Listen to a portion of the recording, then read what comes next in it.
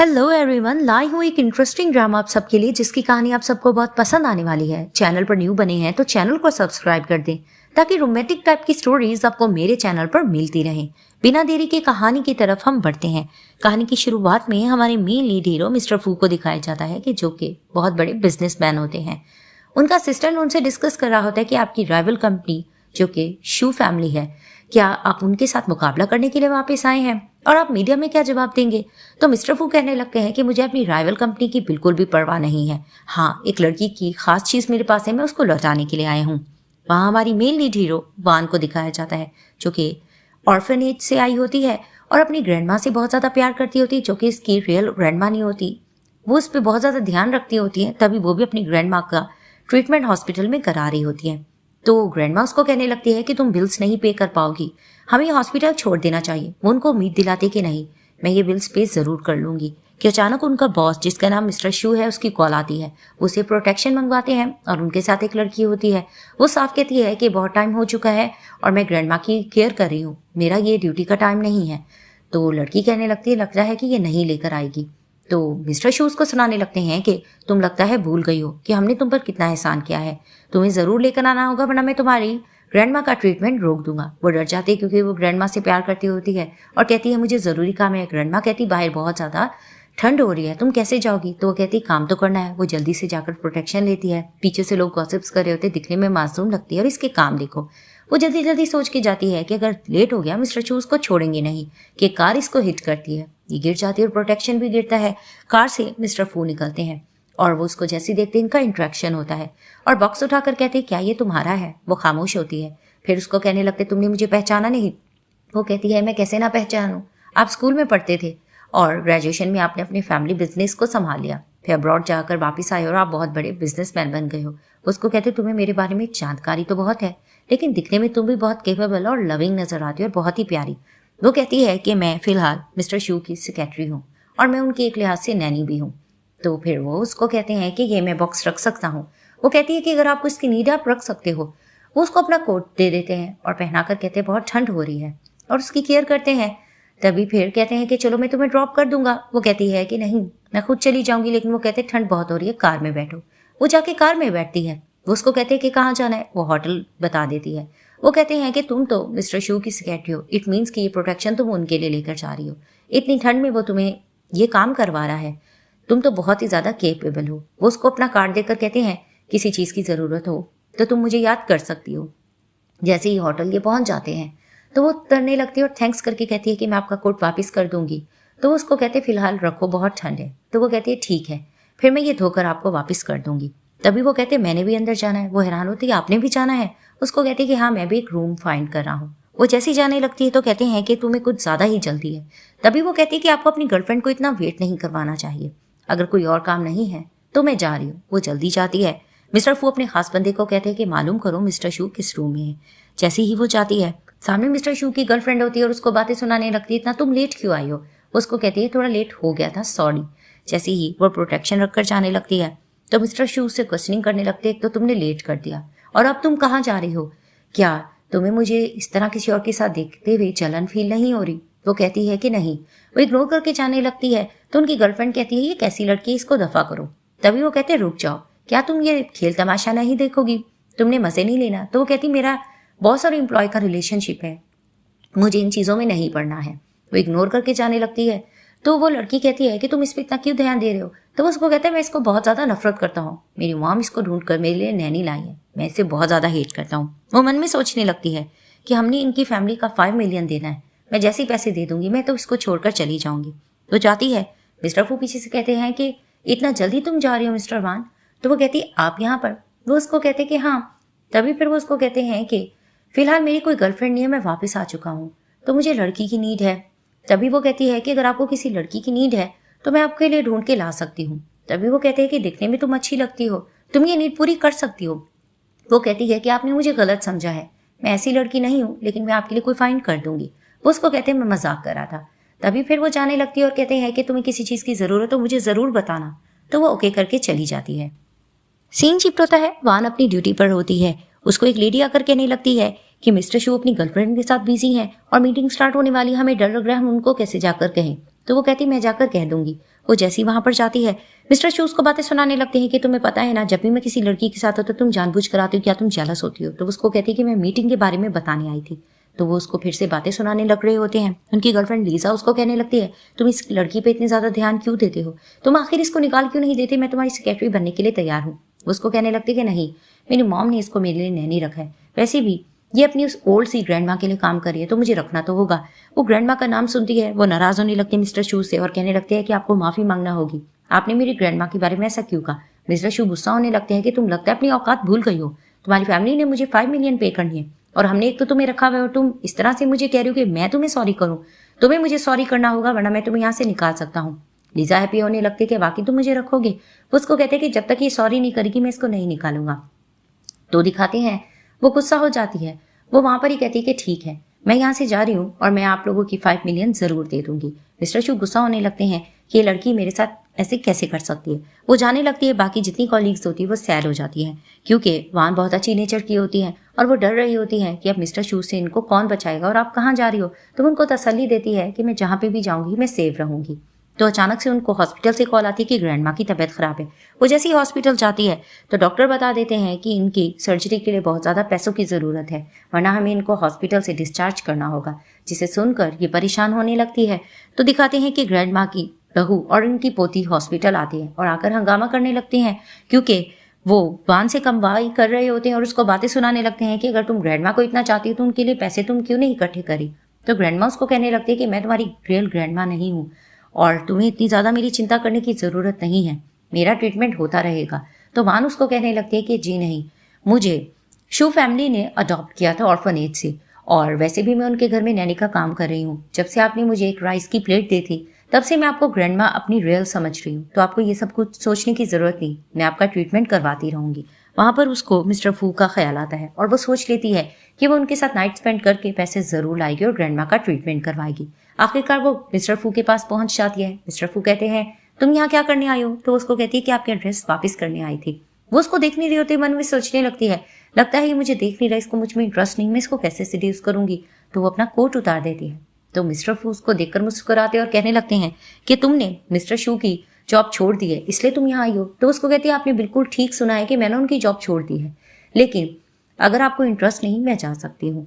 तो वो उसको कहते हैं कि तुम किस लिए आई हो। वो उसको कहती है कि उस रात जो आपने कहा था कि आपको मेरी ज़रूरत है, आप इसके बारे में सोच सकते हो। वो उसको मुस्कुरा कर कहते हैं कि अच्छा, तो मिस्टर शू ने छोड़ दिया है तो तुम ये सोच रही हो। वो कहती है कि हाँ ये बात सच है, इंटरेस्ट नहीं है, मैं जाना चाहती हूँ, आप सोच लो। वो जाने लगती है तो मिस्टर फूस को रोकते हैं और कहने लगते हैं कि तुमसे किसने कहा है कि तुम यहाँ से चली जाओ, खैर मुझे लग रहा है कि 2 चीज़ों की तुम्हें ज़रूरत है। तो वो उसको कहती है क्या। वो उसको अपने करीब करके लैब पर बिठाते हैं। वो डर कर उसको देखती है। वो उसको कहते हैं कि तुम्हें क्या चाहिए और कितने पैसों की ज़रूरत है। वो बता देती है मुझे 5.5 मिलियन की ज़रूरत है। तो वो उसको कहते हैं कि अच्छा तो मुझे किस करो। वो उसको किस करती है तो उसको कहते हैं कि लगता है कि तुमने कभी किसी को किस नहीं किया। वो कहती है नहीं। तो कहती क्या शू ने नहीं तुम्हें छुआ। वो कहती है कि वो मुझसे बहुत ज़्यादा नफरत करते हैं। वो उसको कहते हैं कि अच्छा फिर मैं बताता हूँ, और वो उसको ज़ोर से किस करने लग जाते हैं। अब वो रोमांटिकली उसको किस करते हैं और किस करते करते अचानक से उठ जाते हैं और कहते लगता है तुम्हारा जाने का इरादा नहीं। वो करीब आती है तो उसको कहते हैं क्या कुछ और किस करना है। वो कहती है नहीं। तो उसको कहते हैं कोट पहनो, हमें चलना होगा। वो उसको कोट पहना कर ले चलते हैं। जैसे ही वो उसको अपने घर लेकर जाते हैं उसको कहती होटल में नहीं जाना। उसको कहते हैं होटल्स की मुझे आदत नहीं है। अब मेड्स उनका बहुत अच्छे से वेलकम करती हैं और गॉसिप्स करने लगती है कि मिस्टर फू की लाइफ में कोई लड़की नहीं, ये कौन लड़की है जिसको फर्स्ट टाइम ये घर लेकर आए हैं।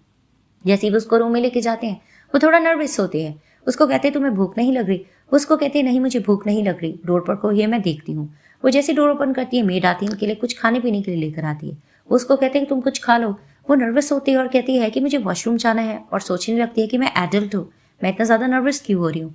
वो जैसे ही बाहर निकलती है मिस्टर फू उसका वेट कर रहे होते हैं। तो वो उसको देखने लगते हैं और कहने लगते हैं कि कुछ खाना है तो तुम खा लो। तो वो ग्रेप्स खाने लगती है और कहती है कि आप भी इसको टेस्ट कर सकते हो। वो उसको कहती है कि मेरे हाथ साफ नहीं है। वो कहती है कि मैं साफ है, मैं आपको खिला सकती हूँ। वो जैसे उसको खिलाने लगती है तो वो उसको कहता है कि मिस्टर शू का भी तुम ऐसे काम करती थी। वो कहती है ऑफ कोर्स मेरी जॉब है, मुझे जॉब तो करना है। तो वो उसको कहते हैं कि ये तो थोड़ा सा सीड्यूसिंग वे होता है, तुम ऐसा काम भी कर लेती थी। वो उसको कहती है कि ऐसा कुछ नहीं है। तभी फिर वो उसको जॉब की ऑफर करते हैं कि तुम मेरे पास काम करना चाहो तो तुम कर सकती हो। वो उसको कहती है कि काबिल तो मैं हूँ, इसके बारे में आप सोच सकते हैं। तो उसको कहते हैं कि किसने कहा है कि मैंने नहीं सोचा, और वो उसके करीब आने लगते हैं उससे रोमांस करने के लिए। तो उसको बेड की तरफ पुश करते हैं। वो थोड़ा सा नर्वस हो रही होती है। तभी फिर वो उसको कहते हैं कि नर्वस होने की ज़रूरत नहीं। वो अपनी शर्ट वगैरह उतारते हैं और मन में सोचने लगती है कि मेरा भी फर्स्ट टाइम है, और उसको कहते हैं कि हम अपना टाइम अच्छे से लेंगे, और वो उसके साथ रोमांटिक होने लगते हैं। तो दोनों का फर्स्ट टाइम होता है और ये दोनों रोमांस करने लगते हैं और ये लोग पैशनेट नाइट स्पेंड कर लेते हैं। सीन शिफ्ट होता है। मिस्टर फू ब्रेकफास्ट बनाते हैं वान के लिए। वो जैसे ही आकर बैठती है उसको कहते हैं ब्रेकफास्ट करो और पेमेंट देख लो, जिसे देखकर वो शॉक्ड होती है कि ये 10 मिलियन है, मैंने तो 5 मांगा था। उसको कहने लगती है ये तुम्हारा फर्स्ट टाइम था इसीलिए मैंने तुम्हें दिया। वो कहती है थैंक यू, फिर कभी मिलेंगे। वो जाने लगती है। उसको कहते हैं तुम्हें कुछ ज्यादा जल्दी है, मेरा वेट करो। वो डॉक्टर से जाकर मेडिसिन के बारे में पूछते हैं कि इंटीमेट होने के बाद कौन सी मेडिसिन यूज की जाती है। डॉक्टर उसको बता देता है। वो जैसे आता है तो वो देखता है रूम को वो सेट कर रही होती है। तो वो कहते हैं छू के घर में भी तुम ऐसा ही काम करती थी। वो उसको कहने लगती है कि ऑफकोर्स मैंने आपको कहा है कि मैं हर चीज में अपना बेस्ट देती हूँ। वो उसको कहने लगते हैं कि तुम मेरे पास आकर काम कर सकती हो। वो उसको कहती है कि आपको इस चीज का डर नहीं लग रहा है कि मैं आपकी राइवल कंपनी के पास काम करती थी और उन्होंने मुझे अडॉप्ट भी किया है, कहीं मैं गड़बड़ ना कर दूं। वो उसको कहते हैं मुझे तुम पर ट्रस्ट है। फिर वो उसको मेडिसिन लगाकर कहने लगते हैं कि खैर मैं इतना भी इनह्यूमन नहीं हो सकता, तुम बैठो मैं तुम्हारा ट्रीटमेंट करूँ। और उसको कहते हैं आईना मैं एहतियात करूंगा। तो उसको कहती है क्या मतलब, आप दोबारा ये सब चाहते हो। उसको कहते हैं कि क्यों, एक टाइम से क्या सब कुछ ठीक हो जाता है। उसको कहती है कि आप रिलेशन में रहना चाहते हैं। वो उसको कहती है कि क्या तुम मेरी सेक्रेटरी बनना पसंद करोगी। वो उसको कहती है कितने अरसे तक के लिए। वो उसको कहते हैं कि 3 मंथ या चाहे कि पूरी जिंदगी के लिए। तभी फिर वो उसको कहते कोई और क्वेश्चन है। वो कहती है नहीं। फिर वो उसको कहते हैं कि ये बताओ कि जब तुम अकेले में होती हो तो मुझे सिर्फ छू कह के पुकारा करो। तो वो थोड़ा एतराज करती है। वो कहते हैं मैंने तुम्हें पेमेंट दी है, तुम इनकार नहीं कर सकते। तो वो उससे मजाक करते हैं। अब वहां जाकर अपनी ग्रैंड माँ से मिलती है और ग्रैंड माँ से बातों बातों में कहती है आपका ट्रीटमेंट चला, आप जल्दी ठीक हो जाओगे। ग्रैंड माँ उसको उसके बॉयफ्रेंड का पूछती है क्योंकि ग्रैंड माँ चाहती है जल्दी शादी कर ले। वो उनको यकीन दिलाती है कि जल्दी हम शादी कर भी लेंगे। कि अचानक वहां पर ग्रैंड माँ की बेटी आती है और आकर हंगामा करने लगती है कि कौन तुम्हारा बॉयफ्रेंड है और क्या वो रिच भी है कि नहीं, पैसा है कि नहीं। तो ग्रैंड माँ कहती तुम्हें इससे क्या लेना देना, जो भी वो सिलेक्ट करेगी बढ़िया सिलेक्ट करेगी। तो कुछ देर बाद उनकी बेटी आती है। वो भी गलत सोचती होती वान के बारे में और यही प्लान कर रही होती कि इसकी रिच फैमिली में कहीं शादी करवाएंगे ताकि सारा पैसा उसके नाम हो जाए।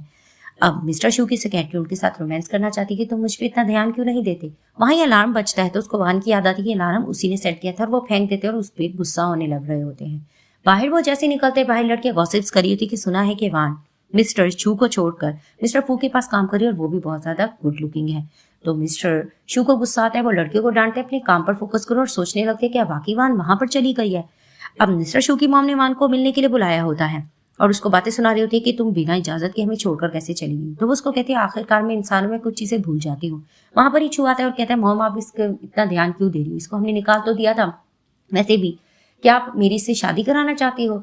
तो वो कहती है कि जी नहीं, ये तो एक नैनी है, मैं तुम्हारी इससे कैसे शादी करा सकूंगी। वहां पर ही वो वान को फिर से टॉर्चर करके कहता है कि तुम्हें मुझसे सॉरी करना होगा तो मैं तुम्हें वापस रख सकता हूँ, लेकिन वो कहती है कि मैं तुम लोगों के पैसे वापस लौटाने आई। जिसे सुनकर माँ बेटे शॉक्ड होते कि तुम्हारे पास पैसा कैसे आया।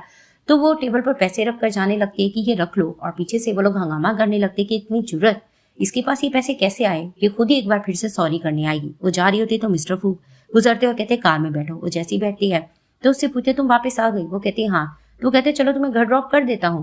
वो जैसे घर ड्रॉप करते तो कहते हैं कि क्या हुआ, क्या तुम अपनी बॉस को अपना घर नहीं दिखाओगी। तो उसको कहते हैं आप आना पसंद करोगे। वो उसको कहते हैं हाँ। तो उनको अंदर ले जाती है। हम देखते हैं कि मिस्टर वो वहां से क्वेश्चनिंग करते हैं कि तुम यहाँ रहती हो। वो कहती है हाँ। तो उसको कहते हैं रेंट वापस कर दो, करीब रह सकती हो। वो कहती है कि नहीं, हमें ये दोनों चीजों को, काम को और इस चीजों को अलग रखना चाहिए। वो उसको कहते हैं कि पानी का ग्लास दो। वो देने लगती है। उसकी तबीयत खराब होती है क्योंकि उसको बुखार होता है, वो बेहोश हो जाती है। मिस्टर फू उसके लिए सूप बनाते हैं और उसका बहुत अच्छे से ट्रीट कर रहे होते हैं। वो हैरान हो रही होती है कि मैं आपकी एम्प्लॉय और आप बॉस और आप मेरे साथ ऐसे कर रहे हो। वो उसको कहते हैं इसमें क्या होगा, तुम्हारी तबीयत जो खराब है। सूप पिलाने के बाद उसका टेम्परेचर चेक करते हैं और उसको कहते हैं कि क्या हुआ, मैं इसी तरह से फोरहेड लगाए रहूं तुम्हारे साथ। वो कहती है नहीं। वो उसको कहते हैं कि ठीक है लेकिन मैं कुछ और चाहता हूँ। वो उसको किसिंग वगैरह करने लग जाते हैं। जैसे ही वो सो जाती है, वो उठती है तो देखती है कि मिस्टर फूस के सिरहाने बैठे होते हैं। तभी फिर वो कहते हैं कि देखो तुम्हारा टेम्परेचर उतरा कि नहीं। वो कहती है तो उतर गया। तो वो कहती है आप रात भर इधर ही थे। तो उसको कहते हैं कि हाँ, तुम इससे इंप्रेस हुई कि इसका फीवर बैक करना चाहोगी। तो फिर उसको देखती तो उसको कहते हैं कि वही काम मैं चाहता हूँ। तो वो समझ रहे थे रोमांस। तभी वो कहते हैं नहीं, मैं तुम्हें ये कह रहा हूँ कि मिस्टर वैंग की बर्थडे पार्टी है तो तुम मेरे साथ चलोगी, अच्छा लगेगा। वो उसको कहती कि गर्लफ्रेंड आपकी चाहती तो ज्यादा अच्छा था। तो वो उसको कहते नहीं तुम चलोगी। वो उसको ड्रेस देते हैं कि पहन कर आओ। वो पहन कर आती, वो बहुत प्यारी नजर आ रही होती है। वो कार में उससे पूछते हैं कि तुम्हें सही था, टाइट तो था नहीं। तो वो कहती ठीक था। तो वो कहते कि सॉरी, उस रात में तुम्हें ज्यादा करीब से नहीं देख पाए वरना साइज सही से पता लगता। वो थोड़ा नॉटी हो रहे होते हैं। जैसे उसको पार्टी में लेकर जाते कहते हैं मेरी कॉल आ रही है, तुम पार्टी एंजॉय करो, मैं आ जाऊंगा। वो कहती है ठीक है। वो जैसी जाती है, लीजा और उसकी फ्रेंड्स खड़ी होती है जो कि वान को बुली करने लगती है। वान भी उनको मुंह तोड़ जवाब देती है। अचानक वहाँ मिस्टर शू आते हैं और कहते हैं ये तो वान नजर आ रही है। लीजा उनको शिकायत लगा देती है कि ये मेरे से बदतमीजी कर रही थी। तो मिस्टर शू लीजा की साइड लेते हैं और वान को बुली करने की कोशिश करते हैं। वो उनको मुंह तोड़ जवाब देती है कि जिसके पास मैं चली गई हूँ वो आपसे कुछ ज्यादा अच्छा है। मिस्टर शू को गुस्सा आने लगता है और लीजा भी कहती है कि तुम इनसे ऐसे कैसे बात कर सकती हो, गार्ड से इस लड़की को यहाँ से ले जाओ, इसको किसी ने नहीं बुलाया। उसको वहां पर बुली किया जा रहा होता है कि मिस्टर फू आ जाते हैं और प्रोटेक्ट करने लगते हैं वान को और कहने लगते हैं कि चाइना में किसी को जॉब नहीं मिलेगी अगर किसी ने इससे सॉरी नहीं कहा तो लड़कियां डर जाती हैं। वहाँ पर मिस्टर फू और शू थोड़ा राइवल होते हैं, अपने बिजनेस से रेलिवेंट एक दूसरे को टॉन्टिंग वगैरह करते हैं और लीजा भी डर जाती है मिस्टर फू का पावर देखकर, वो भी सॉरी करने लगती है। तभी मिस्टर फू वान को लेकर वहां से चले जाते हैं। लीजा कहती है काम सी नैनी के लिए मिस्टर फू इतना प्रोटेक्टिव क्यों हो रहे हैं। तो शू कहने लगता है कि ऑफ कोर्स ये मेरा बिजनेस राइवल है, ये जानबूझकर वहां पर गई है मुझे सताने के लिए। तो जैसे ही वो उसको लेकर चले जाते हैं वो उसको कहते तुम ठीक हो, वो कहती है हाँ। पीछे से वो जैसे ही शू को आता देखते हैं तो उसको कहते मेरे करीब हो जाओ और उसको किस वगैरह करने लगते हैं। जैसे किस करने लगते हैं तो शू कहता है पीछे से ये वान लग रही है, कहीं ये वान तो नहीं। फिर मन में सोचने लगते हैं कि नहीं वो इतनी बोल्ड नहीं है, ये वो नहीं हो सकती। वो वहां से चले जाते हैं। जैसे किस करके हटते हैं तो उसको देखकर कहते हैं मुझे और किस करना है और उसको किस करते करते घर ले जाते हैं। वहां पर रूम में साइड्स चेंज हो रही थी और वो उसको किसिंग कर रहे होते हैं। किसिंग करते करते उसको टेबल की तरफ ले जाते हैं। वहां पर ये लोग बहुत ज्यादा रोमांटिक होते हैं और आउट ऑफ कंट्रोल होकर रोमांटिक नाइट फिर से स्पेंड कर लेते हैं। सुबह जैसे ही उठकर ये नीचे उतरने लगती है वहां पर मेड्स होती हैं, वो इनके खिलाफ गॉसिप्स कर रहे होते। एक आम सी नैनी है और मिस्टर फू इस पर इतना ध्यान क्यों दे रहे, आखिर हम भी तो मेड है, हम इसका ब्रेकफास्ट नहीं बनाएंगे। मिस्टर फू जैसे ही जाते हैं वो वान को कहते हैं मेरे साथ ब्रेकफास्ट करो। तो वो जैसे ही देख लेते हैं और नैनी की हरकत पहचान जाते हैं। वहां पर वो अपने खास बंदे को बुलाकर कहते हैं कि नैनी को यहाँ से निकाल दिया जाए और गोद में बिठा लेते हैं अपने वान को और उससे रोमांटिक होने लग रहे होते हैं और कहने लगते हैं कि मैं बाकी मेट्स के साथ ऐसा नहीं हूँ, तुम मेरे लिए ज़्यादा स्पेशल हो। और उन मेट्स को निकाल कर इसको कहने लगते चलो मेरे साथ ब्रेकफास्ट एंजॉय करो, उसको ब्रेकफास्ट कराने लग जाते हैं। सीन शिफ्ट होता है, वान अपनी ग्रैंडपा से मिलने के लिए जाती है और कहने लगती है कि आपको मेरे बॉयफ्रेंड से मिलने का शक था, आज वो आपसे मिलने के लिए आ रहा है। इनकी एक कन्वर्सेशन चल रही होती है तो ग्रैंडमा की बहू आती है और कहने लगती है कि तुम किसकी बात कर रही हो, तुम्हें पता ना कि तुम्हारे लिए लड़का हमने ढूंढ लिया है। और उनकी बेटी भी बीच में बोलने लगती है कि मिस्टर ली से तुम्हें शादी करना होगी, बेशक वो एजिड है लेकिन वो बहुत ज़्यादा अमीर है, हम सब उन पर रिलायबल हो सकते हैं। लेकिन जैसे ही वह एतराज कर रही होती है दूसरी तरफ से मिस्टर फू बहुत हैप्पी होती है क्योंकि वो ग्रैंडमा से मिलने के लिए आ रहे थे और उनके लिए तोहफा भी लेकर आ रहे होते हैं। अब इनकी ये बहस चल रही होती है, बार बार वो उनको कह रही होती कि प्लीज तुम्हें उनसे शादी करनी होगी। तो अचानक मिस्टर ली एंटर करते हैं जिसे देखकर वान डर जाती है और ग्रैंडमा भी इनकार कर रही होती कि नहीं ये कौन पर्सन है। वो जैसे ही देखता है वान को वो हैप्पी होने लगता है कि हाँ तुम लोगों के लिए तो मैं बहुत ज़्यादा पैसा देने के लिए तैयार हूँ क्योंकि ये लड़की मुझे पसंद आ गई है। तो वो ज़बरदस्ती उसके साथ कर रहे थे और उसको बाहर लेकर जा रहे होते हैं कि तुम ही मेरी दुल्हन बनोगी। वो बहुत ज़्यादा रो रही होती है कि आप मेरे साथ ये कैसे कर सकती हैं, मुझे इससे शादी नहीं करनी है। ये सारा ड्रामा चल रहा होता है कि अचानक मिस्टर फू पहुंच जाते हैं और वान को आकर प्रोटेक्ट करते हैं। और वो पर्सन जैसे ही देखता है और कहने लगता है कि तुम्हें पता नहीं मैं कितना ज़्यादा रिच हूँ, तुम बीच में क्यों आ रहे हो। तो मिस्टर फू उसको बैंकक्रप्ट करा देते हैं। तो मिस्टर ली वहाँ ही रोने लगते हैं कि अब मेरा क्या बनेगा। और वहाँ पर ये माँ बेटियाँ भी डर जाती हैं। अब ये लोग जैसे ही हॉस्पिटल जाते हैं ग्रैंडमा नीचे गिरी पड़ी होती है तो वान आकर उनको प्रोटेक्ट करती है और कहने लगती है ग्रैंडमा आप ठीक है। तो कहती मुझे तुम्हारी चिंता हो रही थी। तो मिस्टर फू यकीन दिलाते हैं ग्रैंडमा को कि मैं इस लड़की का हमेशा ध्यान रखूंगा और मैं आपको भी प्रोटेक्ट करता रहूंगा, मैं आपका बहुत अच्छे से ट्रीटमेंट करवाऊंगा। ग्रैंडमा को मिस्टर फू बहुत ज़्यादा पसंद आ जाते हैं। वहाँ पर ये माँ बेटी आती हैं और सॉरी करने लग रही होती है मिस्टर फू से और वान से भी। तो मिस्टर फू उनको धमकाने लगते हैं कि नेक्स्ट टाइम तुम लोगों ने ऐसा अगर हरकत करने की कोशिश की तो देखो मैं तुम लोगों के साथ भी क्या करूँगा। अब कार में मिस्टर फू का वान थैंक्स करती है और कहती है कि आपने मेरा फैमिली से भी बढ़कर साथ दिया है, आप मेरे लिए बहुत अच्छा सोच रहे हो। वो उसको कहने लगते हैं कि ठीक है मुझे फिर तुमसे कुछ और चीज़ चाहिए। तो वो कहती क्या, तो उसको कहते तुम्हें मेरी सेक्रेटरी बनना होगी। तो उसके लिए अग्री कर जाती है। वहीं वो उसके साथ किसिंग वगैरह करने लग जाते हैं। तो दिखाते हैं कि जैसे ही वो जॉब पर जाती है पहले दिन ही लड़कियां उसको बुली करने की कोशिश करती हैं कि ये मिस्टर फू की लिफ्ट है, तुम यहाँ नहीं जा सकती। मिस्टर फू जैसे ही जाते हैं और कहने लगते हैं कि मुझे काम है अंदर चलो। वो जैसे उसको अंदर लेकर जाते हैं तो वो कहती क्या काम था। वहाँ वो उसको फिर से किस करने लगते हैं। जैसे ही उसको किस करते हैं वो उसको कहती है ये जगह ठीक नहीं है और वैसे भी मुझे बहुत ज़्यादा काम है। तो वो उसके करीब आकर कहते हैं कि तुमने मुझसे काम की परमिशन ली है कि नहीं। तो कहती है अगर मैं कहूँ मैंने ये काम करना है तो उसको काम करने के लिए जाने देते हैं। वहाँ पर एक और क्लाइंट जो वान से जेलस होती है मिस्टर फू को कहने लगती है एक प्रोजेक्ट पर मीटिंग पर जाना है तो मैं जाने के लिए रेडी हूँ। लेकिन मिस्टर फू वान के बारे में भी कहते हैं कि उसको भी लेकर जाओ, वो बहुत ज़्यादा काबिल है। और उसको मुंह तोड़ जवाब देकर चले जाते हैं और उसको कहने लगते हैं कि तुम्हें आज बहुत अच्छे से ट्रीटमेंट करनी होगी और दूसरी बात यह कि आज की रात बहुत लंबी होगी, हमने बहुत इंजॉय करना है। वो थोड़ा नॉटी हो रहे तो उसको कहकर चले जाते हुए थोड़ा शर्माने लगती है। सीन शिफ्ट होता है। वान अपनी क्लाइंट के साथ एक पर्सन से मिलने के लिए जाती है, प्रोजेक्ट को डिस्कस कर रही होती है। बहुत टाइम हो चुका होता है, ये लोग अपने होटल रूम में जाने लगते हैं। तो इनकी दूसरी क्लाइंट जो वान से जेलस होती है, वो उस पर्सन को कहने लगती है कि वान तुम्हें इंटरेस्टेड है, ये इसका रूम कार्ड रहा, तुम अंदर जा सकते हो। वो जैसे अंदर जाता है उसे बदतमीजी करने की कोशिश कर रहा होता है।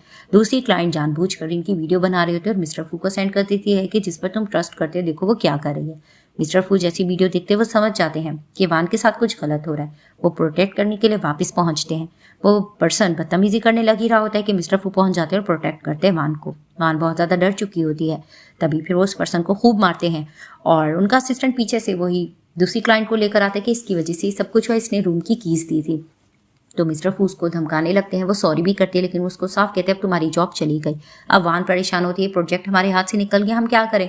तो वो कहते हैं चिंता मत करो, हम किसी और के पास चलेंगे। तो वो एक और अंकल के पास जाते हैं, उस प्रोजेक्ट के बारे में डिस्कस करते हैं।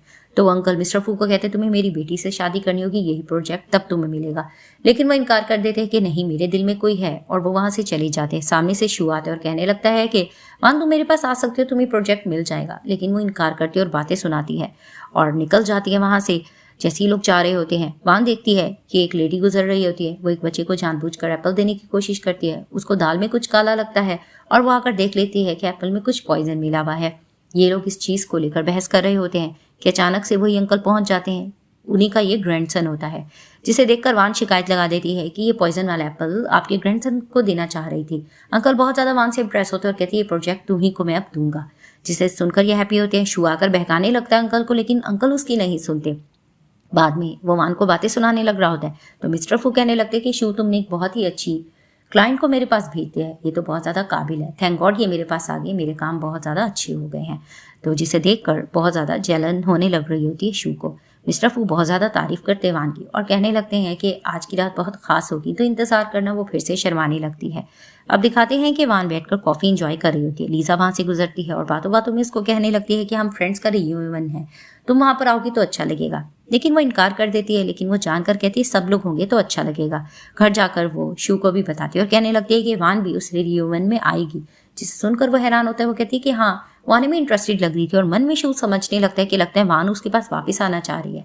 तभी वो भी प्लान करता है कि मैं भी वहाँ जरूर जाऊंगा। सीन शिफ्ट होता है। वान क्लास रीयूनियन में जाती है। लीजा उसको जैसे देखती है उसको बुली करने की कोशिश करती है और सबको बताती है कि इसका और मिस्टर शू का रिलेशन रह चुका है और उन्होंने इसको ज़्यादा भाव नहीं डाला और इसको निकाल दिया। तभी ये मिस्टर फू के पास चली गई। लेकिन वान वहाँ सबको कहती है मेरे यहाँ पर आने का मकसद ये है कि मैं ये सबको बताना चाहती हूँ मेरा और शू के दरमियान कुछ नहीं रहा। हम लोग लवर भी नहीं थे, जस्ट बॉस और एम्प्लॉय का रिलेशन था। इस चीज़ को लेकर इनकी बहस चल रही होती है। वहाँ शू भी आता है और लीजा शिकायत लगाने लगती है कि ये मेरे बारे में गलत बातें कह रही है। तो शू लीजा की साइड लेता है और वान को बुली करने की कोशिश करता है कि किस तरह से तुम घर में हमारे नैनी की तरह पड़ी रहती थी एक जगह पे, हमारी इजाज़त के बगैर तुम खाना भी नहीं खा सकती थी। उसकी खूब इंसल्ट करता है और सबको कहता है कि मुझे इसमें खाक इंटरेस्ट भी नहीं था। वो उसको बहुत इंसल्ट करके चला जाता है। वान को दिल पर बहुत ज़्यादा फील होता है और फिर से इनकी बहस चल रही होती है कि अचानक वहाँ पर मिस्टर फू आते हैं और प्रोटेक्ट करने लगते हैं वान को। तो वो कहती है कि तुम यहाँ पर, तुम तो काम में बिजी नहीं थे। तो वो कहता है तुम्हारे लिए मैं कभी भी आ सकता हूँ। तो सब मिस्टर फू को बहकाने लगते कि तुम्हारी इंटेंशन पाने के लिए सब कुछ करेगा। लेकिन मिस्टर फू सबको बता देते हैं कि वान बहुत अच्छी लड़की है और ये मेरे लिए काम करती है और एक लिहाज से ये मेरी वमन है, कोई भी इसको इस तरह से बुली नहीं कर सकता। मैं साफ कह रहा हूँ कि मैं इसको पसंद करता हूँ और कोई इसको परेशान नहीं करेगा। वहाँ पर वो उसको अपने करीब करते हैं। शू ये सब कुछ देखकर हैरान हो के मिस्टर फू वान को करीब क्यों कर रहे हैं और अचानक से वो उसको किस करते हैं, जिसे देखकर शू को बहुत बुरा फील होता है। जैसे इसको किस करते सब हैरान हो जाते हैं। अब उसको प्रोटेक्ट कर वहाँ से ले जाते हैं। तो कार में वान मिस्टर फू का थैंक्स करके कहती है कि आपने सबके आगे जो झूठ बोला कि आप मुझे लाइक करते हो, अच्छी एक्टिंग की। तो उसको कहता है अगर मैं कहूँ कि मैं सच कह रहा हूँ। तो वह हैरानगी से देखती है क्या। उसको कहते कि हाँ, तो मुझे पसंद थी, मेरी खोई हुई चीज़ मुझे वापस मिल गई। जिसे देखकर ये शॉक्ड होती है। मिस्टर शू को अब ये चीज़ें अच्छी नहीं लग रही होती कि मिस्टर फू के करीब वान क्यों थी।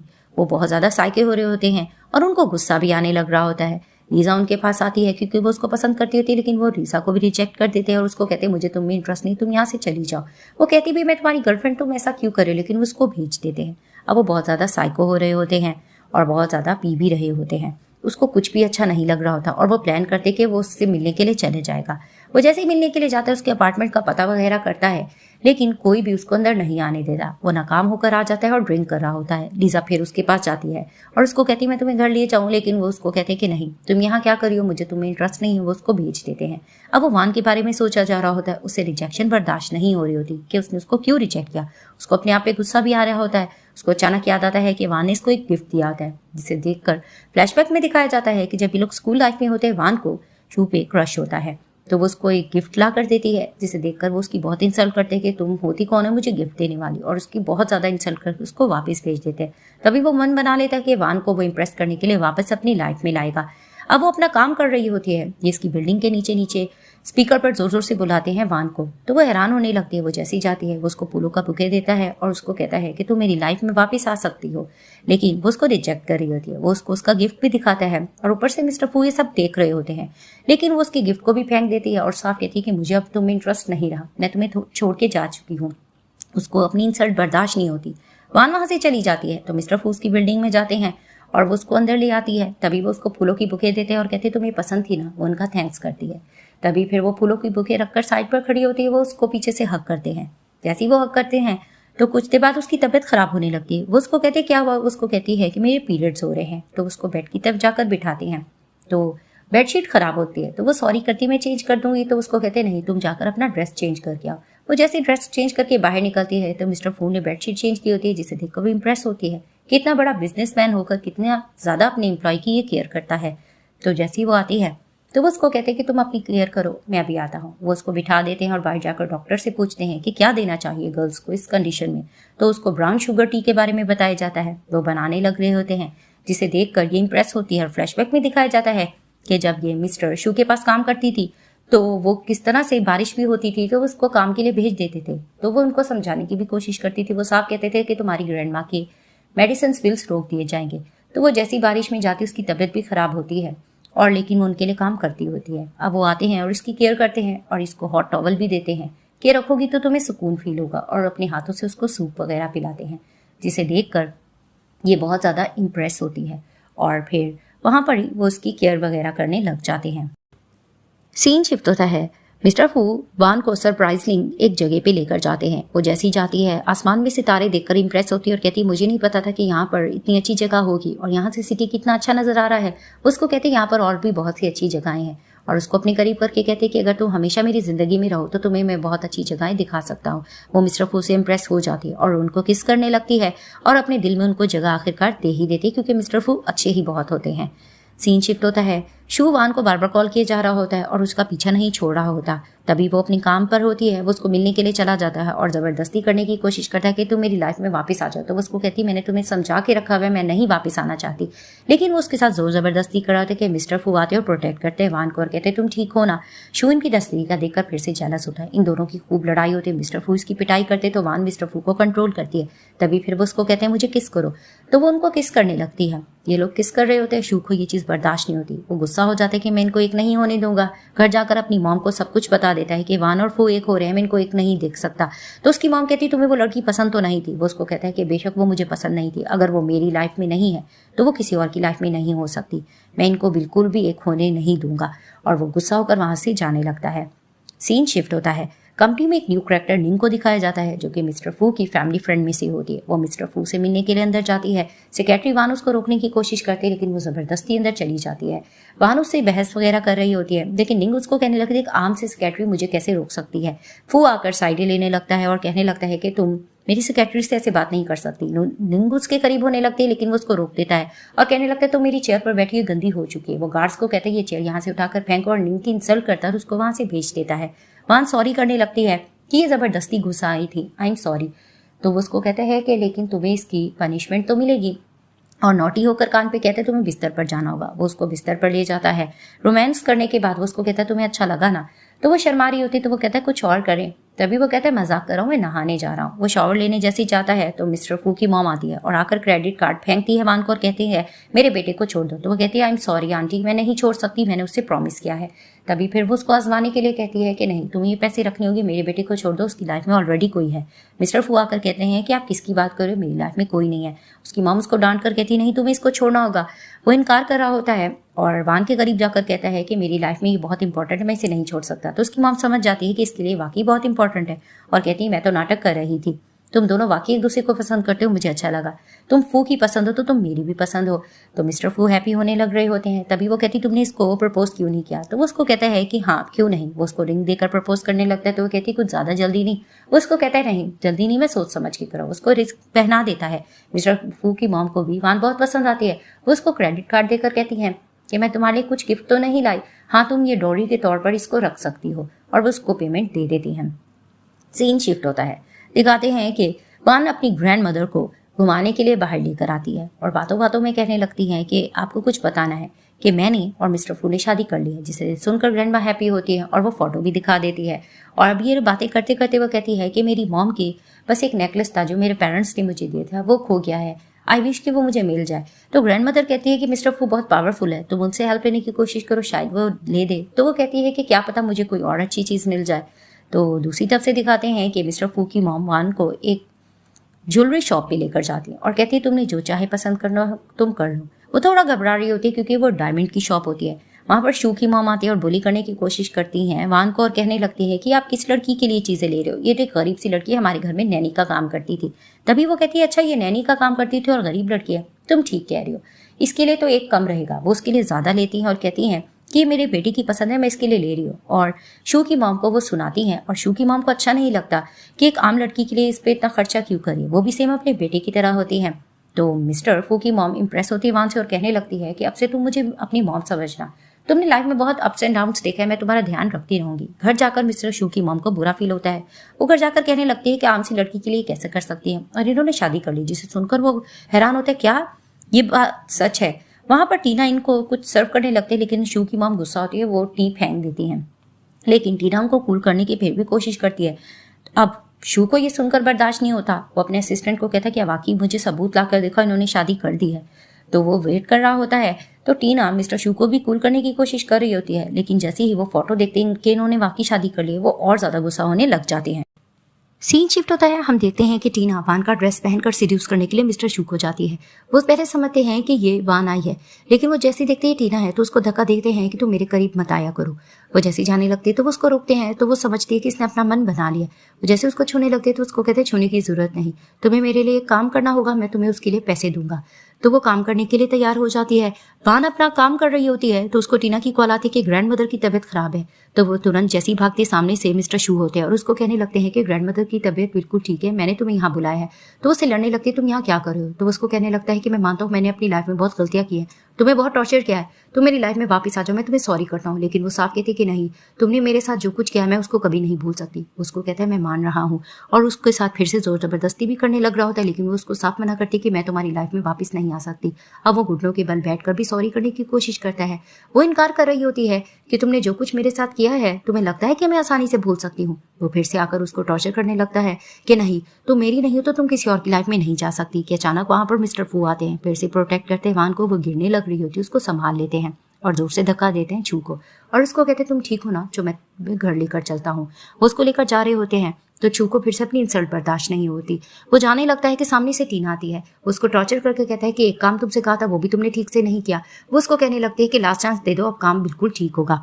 दिखाते हैं कि वान जा रही होती है, टीना उसको आवाज देती है, वो पीछे देखती है तो इसको कुछ गुंडे किडनैप कर लेते हैं। जैसे इसको बांधकर बिठाया होता है, सामने से टीना होती है तो वो उसको कहती है तुमने ऐसा क्यों किया? तो टीना कहती है दो दो लड़कों को तुम सीड्यूस कर रही हो, हर चीज तुम्हारे हिस्से में जा रही है, और उसको खूब टॉर्चर कर रही होती है। वहां पर मिस्टर शू आते हैं और टीना को डांट कर कहते हैं कि तुम वान के साथ ऐसा क्यों कर रही हो, और वान के आगे अच्छा बनने का नाटक कर रहे होते हैं। लेकिन वो साफ कहती है मुझे तुम्हारे बारे में सब पता है। तो वहां पर ही वो उसको बात करते करते कहते हैं मेरी लाइफ में आ जाओ। वो नहीं मानती तो उसको टॉर्चर करने लगते हैं। तो उसको कहती देखा ना तुम मुझसे प्यार नहीं करते। तो उसको कहता है ऐसा नहीं है, तुम्हें इस लड़की ने टॉर्चर किया था, ठहरो मैं इससे पूछता हूँ। वो टीना को बैठ की तब फेंकता है और जोर जोर से मारने लगता है और कहता तुम इससे खुश हो रही हो ना।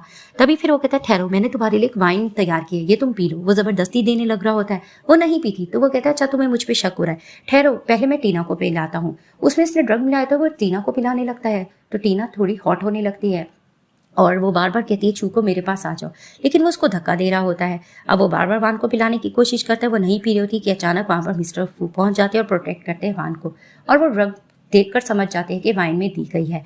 तभी वो अपने बंदों को कहते हैं कि ये वाइन तुम लोग छू को पिला दो, और वो वान को लेकर चले जाते हैं। जैसे ही वो वाइन पी लेता है वो हॉट होने लगता है और वो टीना के साथ रोमांस कर लेता है। तो दिखाते हैं कि जैसे ही सुबह में वो उठता है, वो उठकर देखता है कि ये बिल्कुल टीना के साथ था और वो कहता है कितना डिस्गस्टिंग है। वो उसको फेंक कर वहां से चला जाता है। तो वो उसको कहती है कि रात तुम मेरे साथ है, क्या तुम इसकी रिस्पॉन्सिबिलिटी नहीं लोगे? वो उसको कहने लगता है कि जी नहीं, मैं इसकी नहीं लूंगा। वो उसको सुनाकर जाता है। टीना को इंसल्ट फील होती है कि अच्छा तो अब ये मेरे साथ ऐसा करेगा। वो मीडिया में कॉल कर लेती है कि मेरे पास इसकी फोटोज है, मैं इसकी रेपुटेशन खराब करूंगी। जैसे ही वो घर जाकर बैठता है, उसको गुस्सा आ रहा होता है। इसकी मॉम इसके पास आती है, ये नशे की हालत में हो तो इसके ऊपर पानी फेंकती है और इसको कहने लगती है कि तुम्हें पता है भैया कि सब कुछ क्या चल रहा है। वो उसको लीक फोटोज दिखा देती है, जिसे देखकर वो शॉक होता है और उसको साफ कहने लगती है कि तुम्हें पता है ना हमारी रेपुटेशन खराब हो सकती है, तुम्हारे किसी भी मामले में मैं इंटरफेयर नहीं करती, लेकिन अभी तुम्हें ध्यान देना होगा क्योंकि हमारे स्टॉक्स बहुत ज्यादा गिर गए हैं। तो वो कहता है मैं पता करने की कोशिश करता हूँ ये सब कुछ किसकी वजह से हुआ है। सीन शिफ्ट होता है, वान ग्रैंडमा को ढूंढ रही होती है। ग्रैंडमा उसको नजर नहीं आती। वो कॉल करती है तो वीडियो कॉल पर मिस्टर शू होते हैं और कहते हैं ग्रैंडमा को बचाना चाहती हूँ, इस लोकेशन पर आ जाओ। वो चली जाती है। तो वो उसको कहता है कि अगर तुम मेरी लाइफ में वापस ना आई तो मैं ग्रैंडमा को नीचे टेरेस से फेंक दूंगा। वो उसको रोकने की कोशिश कर रही होती है। इनकी आर्ग्यूमेंट चल रही होती है। दूसरी तरफ मिस्टर फू वान को ढूंढ रहे थे, उनको नहीं मिल रही होती क्योंकि उसका नंबर नहीं लगता। वो समझ जाते हैं कुछ गड़बड़ है। अब शू बार बार यही डील रख रहा होता है। वान कंफ्यूज खड़ी होती है। तो ग्रैंडमा कहती है मैं ओल्ड हो गई हूँ, तुम इसकी बातों में मत आओ, तुम अपनी जिंदगी जियो। तो शू ग्रैंडमा को भी टॉर्चर करने की कोशिश कर रहा होता है। वान उसको रोक भी रही होती है, ग्रैंडमा के साथ ऐसा मत करो। और वो टेरेस साइड पर चली जाती है कि अगर तुमने ग्रैंडमा के साथ ऐसा किया तो मैं टेरेस से कूद जाऊंगी। तो वो उसको कहते तुम ऐसा नहीं कर सकती। अब ग्रैंडमा चेयर से नीचे गिर चुकी होती है। वो मिस्टर शू को धक्का देती है। वहां पर ही ये दोनों एक दूसरे को हक करने लग रही होती है। तो दरमियान में फिर से शू आ जाता है और ग्रैंडमा को धक्का देता है और फिर से वान को टॉर्चर कर रहा होता है। और जैसे ही ये बहस चली होती है, मिस्टर फू पहुंच जाते हैं और आकर कहने लगती है सब कुछ क्या चल रहा है। तो वो टॉर्चर करने की कोशिश करते हैं वान को, लेकिन वान कहती है कि नहीं अब मैं तुम्हें नहीं छोड़ूंगी। तो वो उसको कहते हैं कि ठीक है तुम मुझे मार सकती हो। तो वो उसको थोड़ी सी छुरी मार देती है और जाकर मिस्टर फू के पास खड़ी हो जाती है। तो जैसे ही वो उसको कहता है कि चलो मैं तुम्हें यहाँ से लेकर जाऊं, तो पीछे से छुरी मार देता है शू मिस्टर फू को और वो वहां पर ही जख्मी हो जाते हैं और उनके बंदे आकर मिस्टर शू को पकड़ लेते हैं। अब वो हॉस्पिटल में होते हैं। वहां पर ही वो बहुत परेशान हो रही होती है मिस्टर फू के लिए और उनको ऑरेंजेस खिला रही होती है। और बातों बातों में वो उसको कह देती है कि ये लोग की सारी फैमिली बैंकरप्ट हो गई है, अब इनके साथ बहुत अच्छा हो रहा है। और कहने लगती है कि तुम्हें इतनी ज्यादा हीरो बनने की जरूरत नहीं थी। वो उसको कहने लगता है कि नहीं, एक बार पहले भी मैंने तुम्हें खोया, अब मैं तुम्हें नहीं खोना चाहता। तो हैरानगी से इसको देखकर फ्लैशबैक में दिखाया जाता है कि जब ये लोग स्टूडेंट लाइफ में होते हैं तो मिस्टर शू फिर से टॉर्चर कर रहे होते हैं वान को और उसको कहने लगते हैं यहाँ से चली जाओ। तो उसको कहती है कि फिलहाल बारिश हो रही है। वो उसको कहता है कि ये मेरा कंसर्न नहीं है, तुम चली जाओ। वो जैसी जाती है तो मिस्टर फू कार में होते हैं और उसको लिफ्ट दे देते कि आकर बैठ जाओ। वो कार में बैठ जाती है। तभी फिर वो कहती है आई एम सॉरी, मेरे पास कोई और जगह नहीं थी इसीलिए मैंने आपकी लिफ्ट ले ली। तो वो कहता है इट्स ओके। वो वहां से जैसे उसको घर ड्रॉप करता है तो वो अपना नेकलेस वहां भूल जाती है। वो जैसे ही वो नेकलेस देता है वान को तो वो कहती है कि वाओ ये नेकलेस तो मेरा था। वो उसको कहता है तुम्हारे लिए बहुत कीमती था। वो उसको कहती है कि हाँ ये मेरे पेरेंट्स ने मुझे दिया था। तो जिसे देखकर वो बहुत खुश भी हो रही होती है कि अचानक से मिस्टर फू की मॉम आती है। वो जैसे ही नेकलेस दिखती है वो कहती है ये नेकलेस ये तो जाना पहचाना लग रहा है, मुझे तुम्हारे पेरेंट्स के बारे में पता है। तो वो कहती है क्या वाकई? तो दिखाते हैं कि मिस्टर फू से पूछती है क्या वाकई मेरे पेरेंट्स मुझे मिल जाएंगे। तो उसको कहता है डीएनए टेस्ट हो जाए सब कुछ ओके होगा। तो उसकी मॉम सामने से आती है, उसको गले लगा लेती है कि तुम मेरी बेटी हो, मैं तुम्हें कितने सालों से ढूंढ रही थी, फाइनली तुम मुझे मिल गई। तो वहां पर ही ये लोग सब हैप्पी हो रहे होते हैं। अब ये लोग साइड पर जाकर बैठते हैं, गपशप कर रहे होते हैं। तो इनकी यही डिस्कशन चल रही होती है कि तुम माँ बेटे अब मिल गई हो, हमें बहुत अच्छा फील हो रहा है। तो अचानक से मिस्टर शू की मॉम के यहाँ लाया जाता है। तो वान कहती है कि इनके पीछे क्या ये कल्प्रिट थी।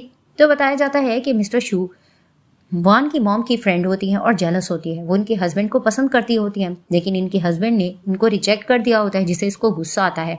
और जैसे ही वान पैदा होती है तो ये इसको अपने पास ले जाती है ऑर्फनेज से और उसको घर में मिस्ट्रेस बना कर रखते हैं, बहुत टॉर्चर करती है। वो ये जैसी कहानी बता देती है जिसे सुनकर सब शॉक्ड होते हैं। तो मिस्टर फू कहती है पागल औरत है, इसको पागल खाने ले जाओ यहाँ से। जैसे ये लोग चले जाते हैं मिस्टर शू की मॉम हैप्पी होती है कि अब फाइनली तुम माँ बेटियां मिल गई हो, अब हमारे बच्चों की ग्रैंड वेडिंग होनी चाहिए। तो दिखाया जाता है कि इनकी ग्रैंड वेडिंग का दिन आ जाता है। मिस्टर फू और वान बहुत अच्छे लग रहे होते हैं। मिस्टर फू उसको रिंग पहनाते हैं और अपनी प्रॉपर्टी उसके नाम करने जा रहे होते हैं कि अचानक वहां पर निंग आती है और कहने लगती है कि ये काम से सर्वेंट है, तुम इससे शादी नहीं कर सकते। सब हैरानगी से देखने लगते हैं और वो कहने लगती है कि इसके पास तो कुछ है भी नहीं, ना डोरी ना कुछ। कि अचानक उनकी मॉम पीछे से आकर कहती है कि जी नहीं ये मेरी बेटी है और इसके लिए मैं बहुत सी डोरी की चीजें लेकर आई हूँ। तो वो महंगे महंगे तोहफे वगैरह लेकर आते हैं जिसे देखकर सब इंप्रेस होते हैं और वो निंग को कहने लगते थे तुम आम सी लड़की हो, तुम्हें तो अब मैं बैंकरप्ट कर दूंगी। वहां पर ही निंग का दिल टूट जाता है और उसकी मॉम कहने लगती है कि तुम्हें अब से कोई भी बुली करेगा तुम मुझे बता सकती हो। तो मिस्टर फू भी यकीन दिलाते हैं कि आप फिक्र मत करें मॉम, मैं इसके साथ हमेशा रहूंगा। और वहीं वो वान को करीब करके किस करते हैं और सब हैप्पी होते, इस ड्रामे की हैप्पी एंडिंग हो जाती है।